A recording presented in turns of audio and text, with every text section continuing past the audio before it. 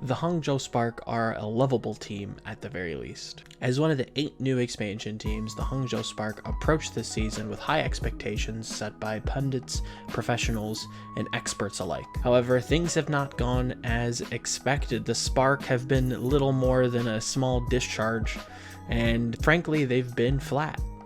When you watch the Spark, you're kind of left scratching your head. The team looks like it should be alright on paper. Not an all-star team, but certainly not a middle of the pack or bottom middle of the pack team. So what exactly is going wrong with the Spark? Now, by no means do I think that I have the most true answer, but here's a theory that I'm kind of putting forward, and here are a couple clips that I'm actually using to support that theory.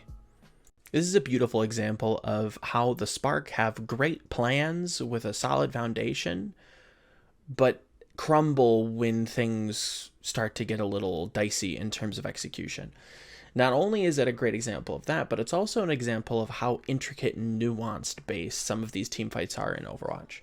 So before we get into the action, we have to note some of the game state at the moment. We have the Vancouver Titans looking to swing left here to reapproach the point.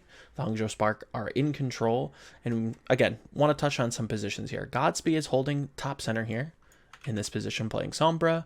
Both Adora and Ana are positioned on the high ground. And basically what you're going to see is Gusha on the Hammond land as the Vancouver Titans are rotating through this choke point here.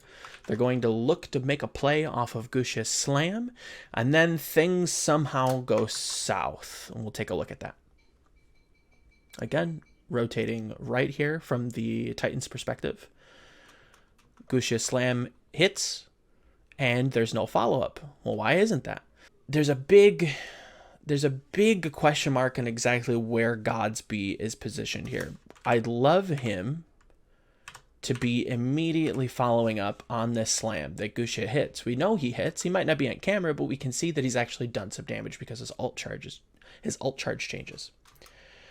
Godspeed's playing incredibly passive here. Throughout this entire series, he plays very passively, but the biggest culprit here for the Spark is obviously Godspeed, but even if that is the case, you know, he was playing too passively. Bumper negates the Soldier and the Ana from doing much of anything there.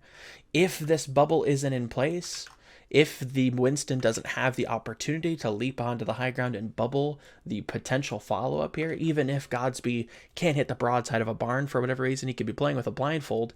If the EMP comes out in this choke point, the Spark take a beautiful team fight here. It's these little mistakes that they make. It's these little execution errors that cost them these fights that ultimately they should be winning. And this could have easily changed how Oasis played out. This shows that the Spark have a solid fundamental understanding, but somehow folds when it comes to the execution and decision-making process. What would I change? I think I'd have Godspeed actually playing closer to the point here, probably here, or maybe even over here to support Adora, because he seems to be solo pressured out and they lose the space on the stairs for free, which I think is actually pretty important. Gusha is on the point. Great. We actually put some pressure on Titans here, but it seems to come down to Godspeed's strange decision making, I would say. So again, we're going to see Adora pressured out here. Unfortunate, not too much of a follow-up. I would like Godspeed to be a little bit more aggressive, positioned in support of Adora or in closer support of Gusha to be able to punish both the bubble and the leap being used. If a hack comes in place for Bumper here, which if positioned a little bit closer to Gusha, it's going to be difficult for anybody to stop him. He won't be able to leap away. He can't use Primal, and people are going to have to rush to Bumper and actually invest a lot. Not only in terms of resources, but in terms of positioning to either help him or he dies, right? Worst comes to worst, you get a hack on him. Well, I guess worst comes to worst, you try attempt the hack, it doesn't work, you EMP him, try to pressure him from there, try to win a team fight from there, right? Ideally, you'd be going for a hack. You hack Bumper. Everybody from Titans, comes in. Hoxal comes in for a second. I don't think the high ground should be forfeiting their position. And then you hit the Clemp with the EMP and take the team fight from there. Again, I can't undervalue how important it is for the Spark to be taking fights on their half of the map and not on Vancouver's half of the map. If taking fights on Vancouver's half of the map, they're playing into the high ground defense. You're playing to lose at that point, and it's not a good look. And that's what seems like their plan is. Again, Godsby's positioning on Vancouver's half of the map. He goes for an EMP on their half of the map, kind of committing to the fight, saying, okay, this is where we can fight. And they're fighting into a disadvantage. What should have been an advantage now turns into a disadvantage. And, poor Godsby doesn't see that Huxall's dropped at this point and is completely off screen, and he just doesn't see him, which is pretty unlucky. But for the most part, this is a pretty questionable decision. And again, highlights these big macro plans that just fail at an execution level. Following the Sparks' loss on City Center, they go to University, which historically has always been a map that favors tank compositions and doesn't necessarily play into the kind of DPS skirmish style that Spark is opting into here with the Sombra Pharah Tracer kind of shenaniganry, right? But again, I think this is a good example of the Spark actually having a plan go well for them for once. They have good legs to stand on. They have, a blueprint in mind, and they execute on it well. Now, this doesn't necessarily pay out at the end of the day. I think while I can criticize them, I can also show them, respect and kudos to say, hey, I see what you're trying to do, and sometimes it works and sometimes it doesn't. And why exactly is there that disjointness? So to kind of set the tone, or give the prologue here, what the Vancouver Titans are expertly going to do is deny any avenue for this kind of skirmish DPS based composition to actually fight on the point. They're going to put their Diva and their Rhine on this left-hand side, and they're going to send everybody else on the right-hand side. This means the only avenue for the DPS to actually attack the point directly is directly up the middle, which is never really a good avenue for the most part. It's very open, not a lot of cover. That's a big no-no, unless you have some sort of, mitigation tool, whether it's a Diva Matrix, a Winston Bubble, a Reinhardt Shield, an Orisa Shield, whatever it is. In this case, it's going to be a Winston Bubble, and that's it. You don't really want to push up the mid here, right? The only other way they can actually circumvent the point and attack it from some other angle is up the stairs and around.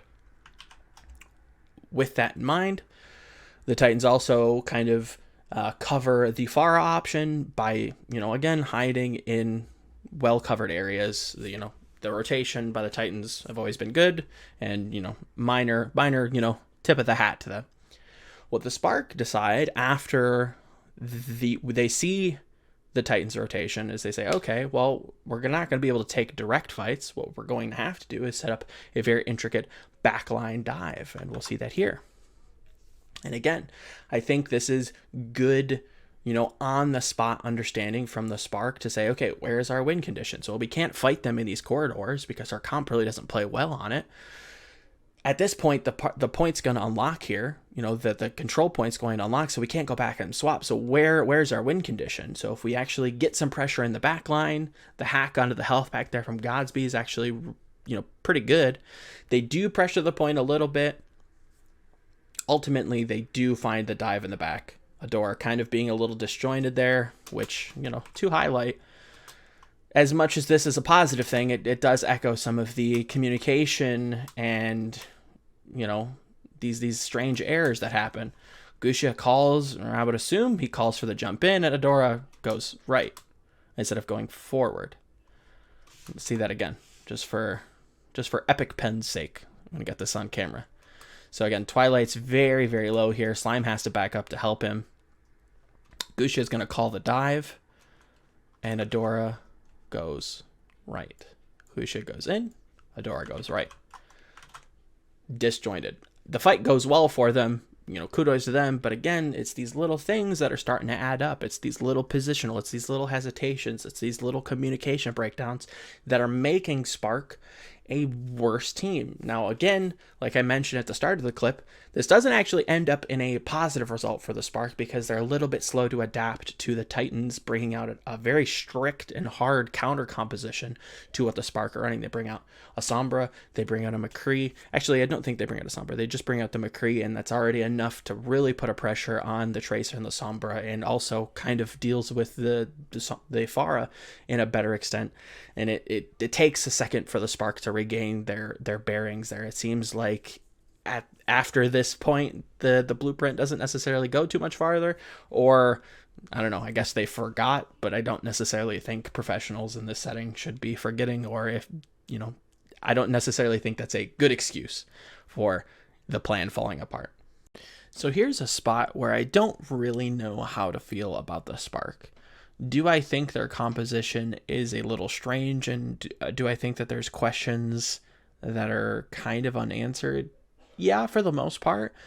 Do I think this was just, thrown together last minute and they didn't take into consideration that the Titans are the best 3-3 team and, the Overwatch League at the moment?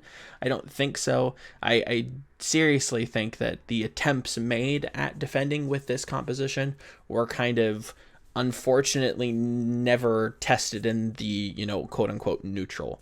In the first attempt, Sashin gets hit with a sleep dart and the defense gets put flat on its butt. And in the second attempt, in the second round of Hanamura, the Spark only have 1/3 of the control point to work with, and this composition is a very grindy, slow, attrition-based composition that you need the entire control point to work with to actually get it to work, I think. So to kind of briefly go through how I'm envisioning the Spark's composition to work for a moment. I think this is very good into multi-DPS compositions. Not only do you have, a wide range of space being taken, you basically can control the point, you can control both high grounds. It's great.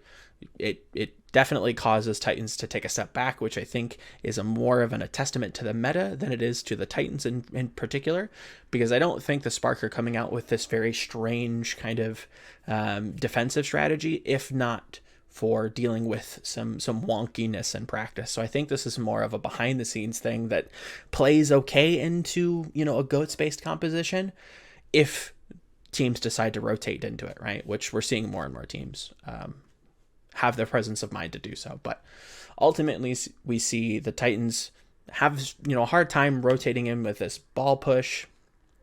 They go 3-3.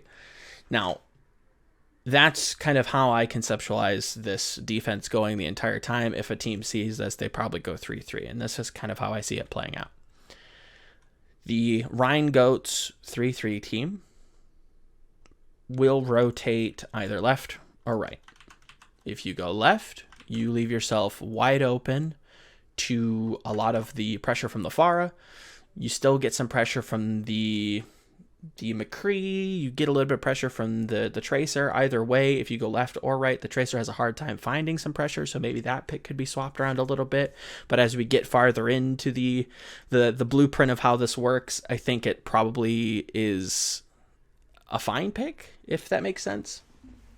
So again, if they rotate left, they take a lot of pressure for the Pharah, and the main purpose of rotating is to push the high ground control to the right. Again, if Titans push left, the Orisa, the Tracer, the Pharah all have to back up, and this map gets split. So that's the first win condition for the Titans, is to split the map. Now you can split the map in the opposite direction by going right, and it's infinitely safer. So not only are you playing within this house, which makes it very difficult for the Tracer to actually pressure you in, but it makes it very difficult for the Pharah to pressure you as well.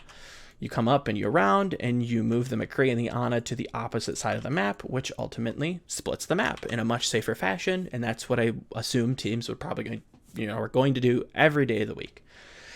Now,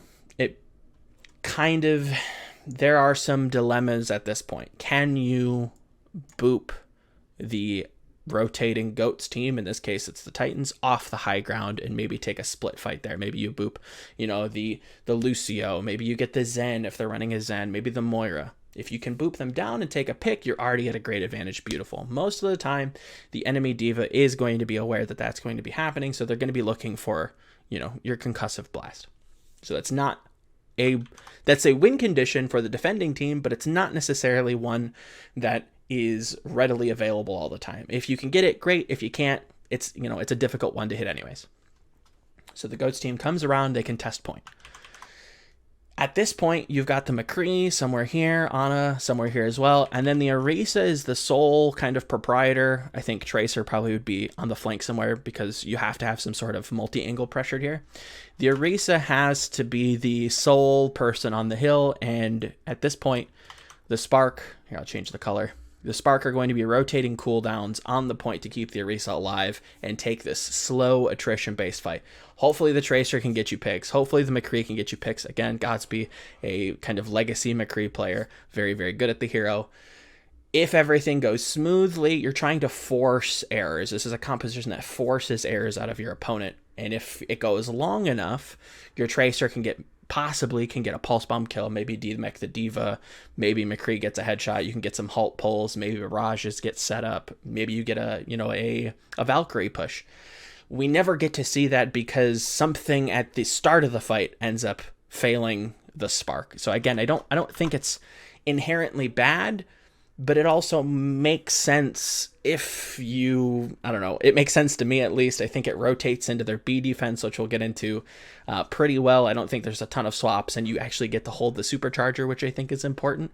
But again, I don't think it's necessarily a criticism, or I don't think it's fair to criticize them too much on this comp. I do think it is a little bit strange, but with the amount of DPS that we're seeing, with the DPS comp that the Titans are admittedly going into at this point, I think this is more of a testament to the meta at the moment, and it's still being kind of figured out. And the Spark look a little bit sloppy at it at first. It's an unfortunate maneuver that Sashin gets hit with the sleep dart, and unfortunately I think it was a mistake. So I'll give some criticism here. I think it was a mistake to use this comp with the time allotted to them in the second round. So in the second round, they'll have just one tick to work with. I think at that point you have to say, okay, let's just run Goats. It's the safest option, probably with a Winston, and work from there.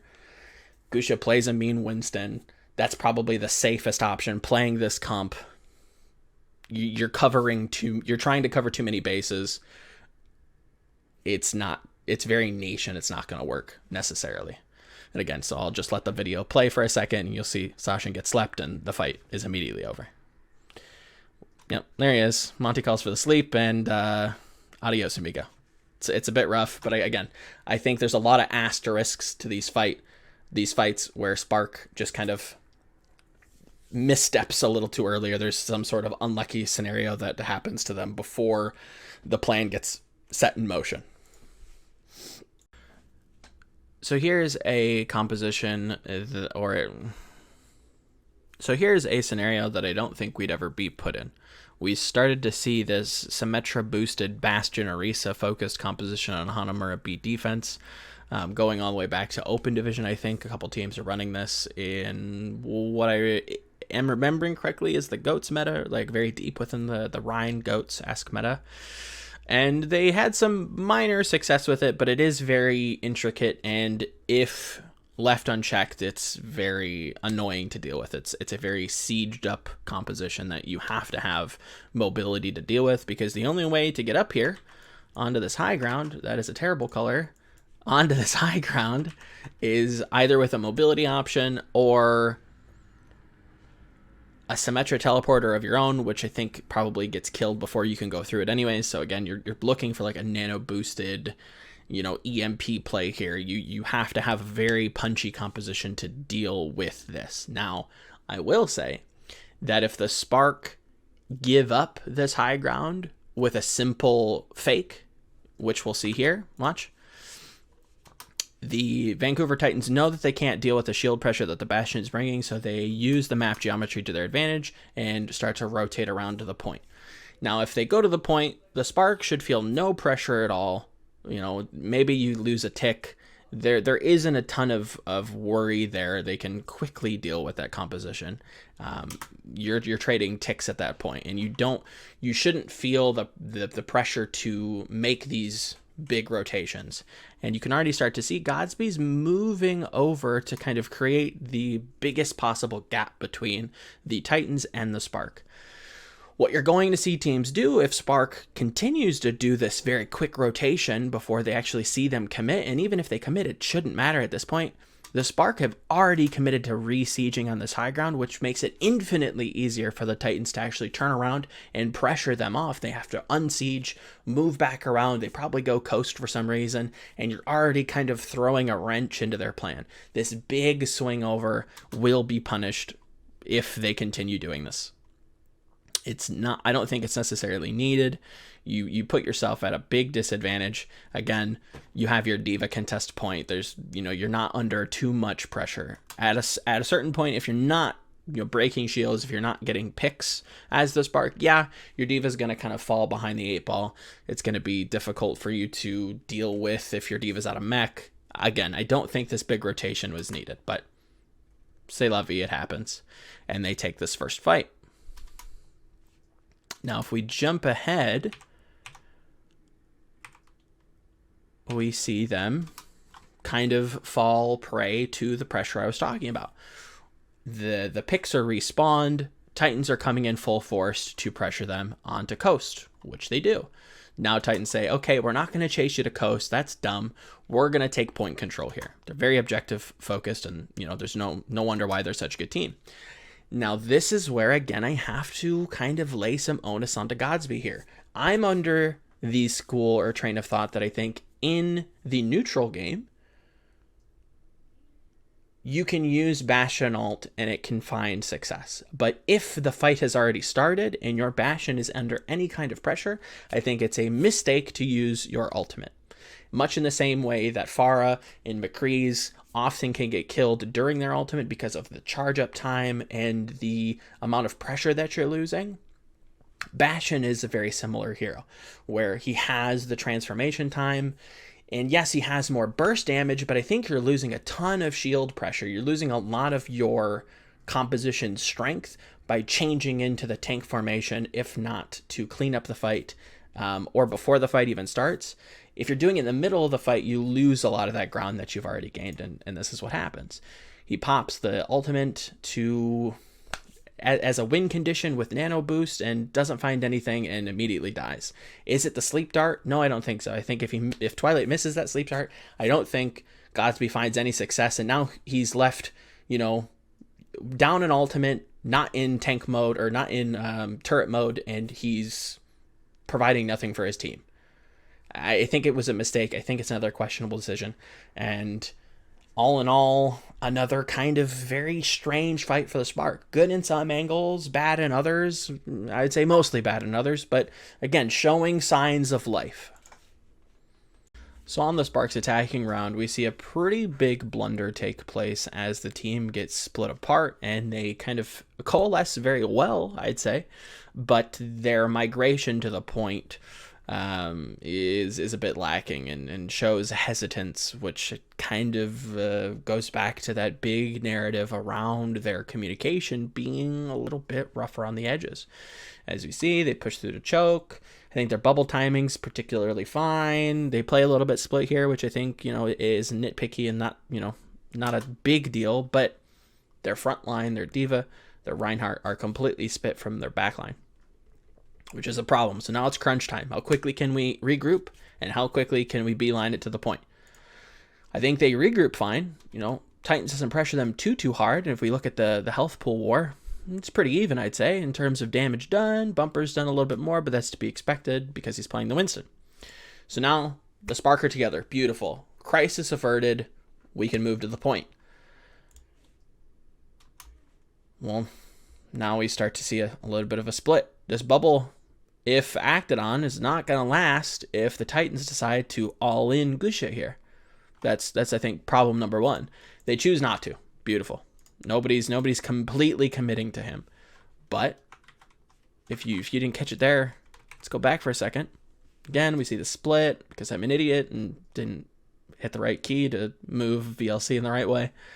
Watch Gucci here. He rotates this way with this kind of movement path, but then hesitation kicks in and he doubles back and turns away and goes this way, which again isn't necessarily shown to the team, and they're on the opposite other side of the point saying, oh, where's our main tank? Oh, he's on the other side. We have to go back and save him. Doesn't happen. Gotta kind of knock you there, Gusha. Maybe it's a caller thing. Maybe he's not setting up that play, but either way, somebody's to blame here, and it shows a lot in their communication. At least I think it's communication. I think it's just their planning seems to be of a decent mindset. You know, there's some brains there in this team. Yeah, they're behind the scenes, they're in the team, but there are things that just consistently fall apart. And one of those, you know, fundamental rules, I think, is communication.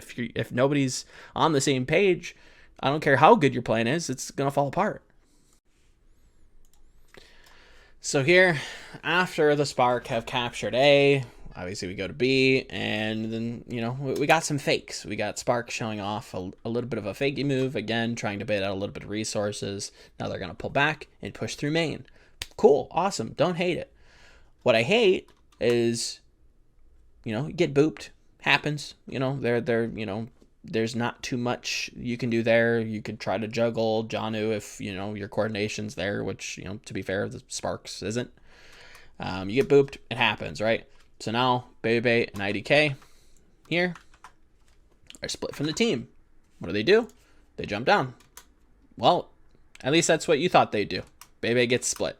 Not only does Bebe get split, but if we go back for a second, once Janu comes down and boops the, you know, clump off of the bridge, they all decide to kind of position in a way that leads me to believe IDK and Sasin both jump down in this way. Body language in game, you know, just from that little movement leads me to believe they probably want to rotate up through here. If everybody was on the same page, which obviously they aren't, because Bebe's here, and as we're about to see, Gusha is apparently going this way. Don't know why that is, but it's the case, and they lose the fight because of it. Again, nobody's on the same page. Don't care how good your plan is if nobody knows what the hell's going on. Much in the same way as the last clip, here's another example of them having poor mechanical play, which is a bit bizarre at this level. And again, not being on the same page. So take a look at where Bumper is in terms of alt charge, right? Bumper is at 39%. Now he's going to hit the meatiest fire strike I've ever seen in my entire life, because for whatever reason, Sasin decides he's not going to blanket the team as they rotate through a very, very tiny corridor. And everybody on the Spark gets hit by the fire strike.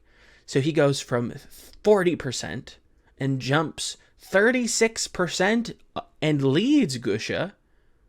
You know, again, he was at a pretty significant disadvantage, and now is at an advantage off of one ability that is going to swing the fight massively in his favor.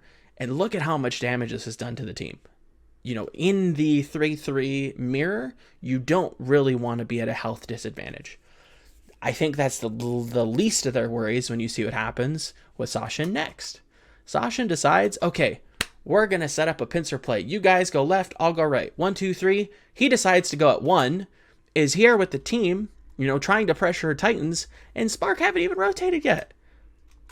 There's no communication with this team. It's so frustrating to look at their play, because at times they look like okay, you know, what kind of 3 million IQ plays are they going to come up with next that they'll just kind of like fumble on because they're not on the same page. It's so frustrating to see, because they have the coaching staff that has, you know, innovative, you know, blood in their veins that wants to kind of play a very fun and loose style. I wouldn't say loose in particular, but wants to kind of have a style of their own. And for whatever reason, these players are not getting the entire picture. They're not on the same page. Do I think it's completely the language barrier between Gusha and the Spark? Possibly. Is it a playstyle thing? Possibly. Do I think they would do better overall if they spent more time with no smite instead of Gusha? Possibly. But again, you've already sunk so much time into Gusha. Why change that? Why throw that practice away? I don't know, but something has to change with the Spark, because if they want to make a wild card stab at the end of the season, they're going to have to start winning games. Now, what I will say as this clip plays out, I think they can. I think they can make a wild card stab. I think this stage is going to show difficulties, but I think I've already started to see some improvements overall.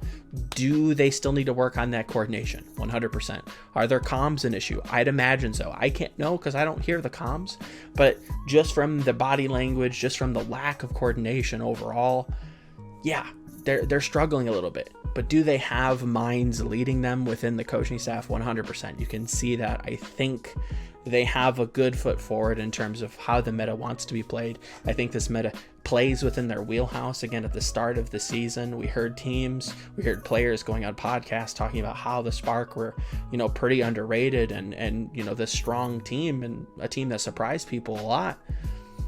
Now we're starting to see that come into fruition. Now we're starting to see why people were talking about the Spark, so highly, is because they're playing these wonky compositions. They catch teams off guard, and their standard comps aren't bad, but they could be so much more if they work on that coordination. They're a fun team to watch. The fans love them. The community rallies around them very well. But their coordination, their team play has to be better. It's so close to, they're so close to being a solid middle of the pack team that something has to change, and it's got to change pretty soon. But that is all for me. This has been a brief analysis study on the Spark, the Hangzhou Spark. And if you like this, check out some more videos down below. And if you have any recommendations or want to just tell me I'm stupid and I have a big nose, that's cool. That's pretty cool too. Let me know down in the comment section. And again, I appreciate all the comments and the feedback, all that stuff. And I'll see you guys in the next video. Thanks for watching.